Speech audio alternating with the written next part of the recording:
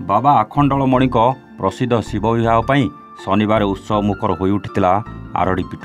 बरानुगमन शोभायात्रा संध्यारू आरंभ हो मध्यरात्र विवाह मंडप पहुंचवा पर वैदिक रीतिनीति और लोकचारे शेष रात्र संपन्न होईछि देव दंपति विवाह। हर हर महादेव और माता पार्वती विवाह मानवीय लीला भावे अनुष्ठित हो जाइछि। लग्न चिटा और थाल उठा ठारू निमंत्रण पत्र मंगुला गुआ बंटा जाइथिला बंधु परिजन को।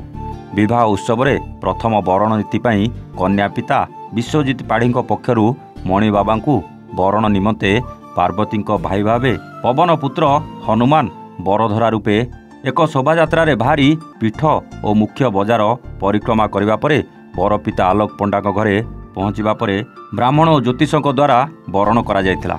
संध्यारे एक शोभायात्रा बाहरी थिले देवदेव महादेव बर रूपे।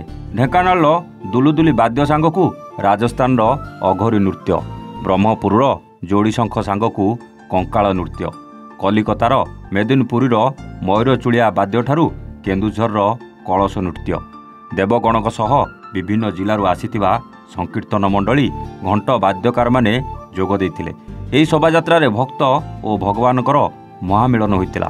रात्र गोटाए जाए शोभायात्रा चलिबा परे मंदिर सम्मुखरे निर्मित विवाह मंडपरे देव दंपतिकर विवाह कार्य लोकचारे अनुष्ठित होइतिला। देव दंपति विवाह उत्सव देखिबा पई लक्षाधिक भक्तों समागम होइतिला। पीठरे भिड़ को दृष्टि रखी जिला और मंदिर प्रशासन पक्षरु व्यापक व्यवस्था करा जायथिया बेले पुलिस प्रशासन पक्षरु त्रिस्तरीय सुरक्षा व्यवस्था मध्य करा जायथिला। निमंत्रण सारा जो मंगल पाग दिन ठाकुराणी आमर दिव मंगला हाँ बसई तापर दिन बरधरा बाहर के हनुमान सुसज्जित होगी बाजा ढोल बजेगी जाकि शिव को वर्ण कर शिव बाहरती से वर्ण कर आसला पुरोहित बारिक मैंने आसी झील घरे नांदी मुखी श्राद्ध करते। आनंद लगुच दर्शन कर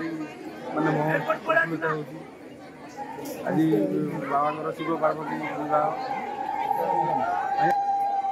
आज बाबा दर्शन केमती कौन प्राय आसू सदाबले आज शिव पार्वती विवाह। भद्रकर आरड़ी पीठरू सुब्रकांत राउतराय स्वतंत्र रिपोर्ट A1 ओडिशा।